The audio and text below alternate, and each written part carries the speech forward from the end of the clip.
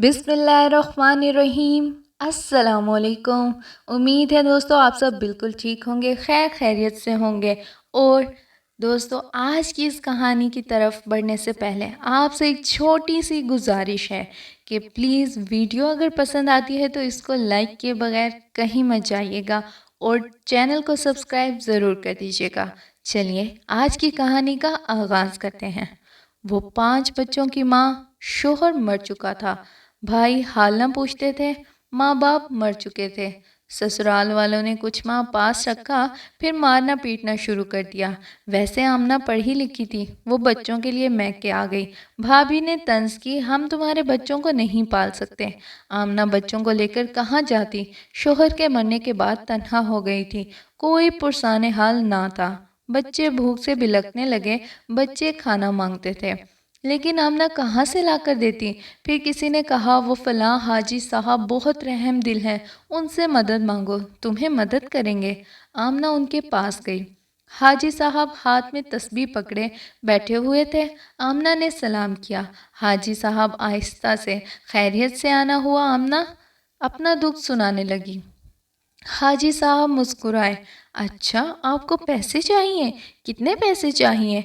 आमना रोते हुए बोली, बस इतने कि मेरे बच्चे रोटी खा सकें। हाजी साहब ने इशारा किया, इधर आओ। कमरे में ले गए। हाजी साहब आहिस्ता से बोले, ये लो 20,000 और रात को चक्कर लगाना। आमना हैरत में बोली, क्यों? रात को क्यों आना? हाजी साहब मुस्कुराए। समझा करो ना, हर माह तुमको पैसे दिया करूँगा। हाजी साहब मुआशरे के गंदे भेड़िए थे। आमना समझ रही थी सब कुछ। पैसे हाजी को वापस किए और घर चली गई। बच्चे बिलख रहे थे, भूख से तड़प रहे थे, ज़माने की जानिब देख रही थी। सब मतलब के पुजारी थे। जब आमना का सब्र ख़त्म हुआ, सोचा 50 रुपए का जहर मिलेगा, खाकर मर जाती हूँ, सब बच्चों को भी खिला देती हूँ।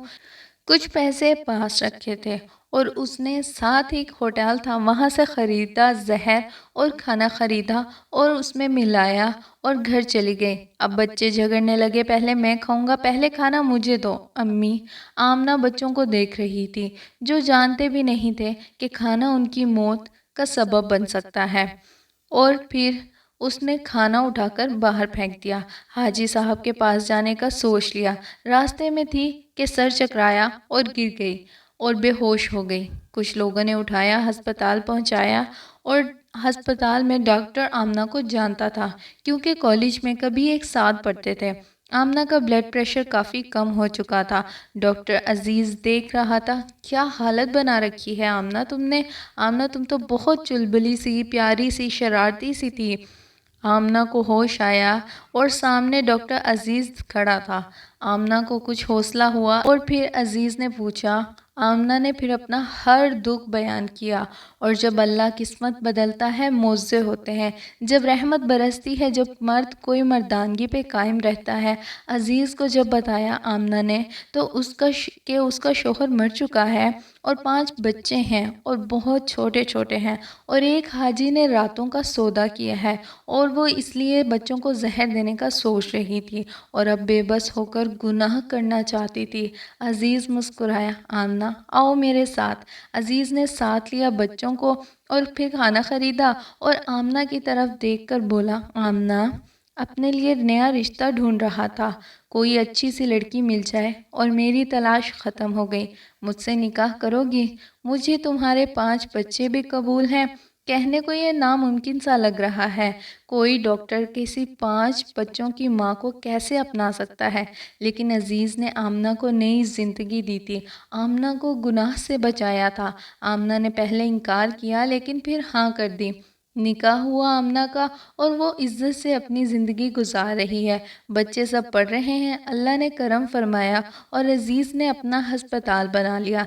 अजीज़ ने अपने हिस्से की इंसानियत निभा दी थी, उसने मर्द होने का हक अदा कर दिया था। अजीज़ ने साबित कर दिया था, मर्द ढाल भी बनते हैं। अजीज़ ना अपनाता आमना को तो शायद आमना या तो बाज़ार की रौनक बन जाती या बच्चों समेत खुदकुशी कर लेती। आजकल हर दूसरी शादीशुदा औरत खुद को कैद समझती है। شوہر کے رویے سے تنگ ہے، وہ کیا جانے آمنہ بن کر رات کا سودا کرنا، کسی حاجی جیسے انسان کے سامنے ہاتھ پھیلانا نا خود دارا۔ اگر عزت کی چار دیواری میں ہو تو اللہ کا شکر ادا کرو، چھوٹی چھوٹی باتوں پہ گھر اجاڑنے کی بات نہ کرو۔ اور ہر دوسرا مرد اپنی بیوی سے تنگ ہے، مانا کہ بیوی آپ کو سمجھ نہیں پا رہی یا وقتی کوئی غصہ ہے۔ پلیز کسی کو عمر بھر کا دکھ نہ دیں، عزیز بن کر خوشیاں بانٹیں اور سہارا بن کر جئیں ایک دوسرے کا۔ اور معاشرے کا ہر مرد اگر یہ بات سمجھ جائے تو کیا ہی بات ہے، نہ ہی کوئی لڑکی طوائف بنے اور نہ ہی کوئی ماں خودکشی کرنے کو دوڑے۔ اگر ہر عورت یہ بات سمجھ جائے تو طلاق یافتہ عورتوں کی شرح کم ہو جائے۔ تو مجھے دیجیے اجازت، پھر ملیں گے اگلی ویڈیو میں، لیکن اس سے پہلے ویڈیو پسند آئی ہو تو اس کو لائک ضرور کر دیجیے گا، چینل کو سبسکرائب کر دیجیے گا۔ انشاءاللہ نیکسٹ ویڈیو میں ملیں گے، تب تک کے لیے خوش رہیے، خوشیاں بانٹیے، اپنا خیال رکھیے، اپنے ماں باپ کا خیال رکھیے۔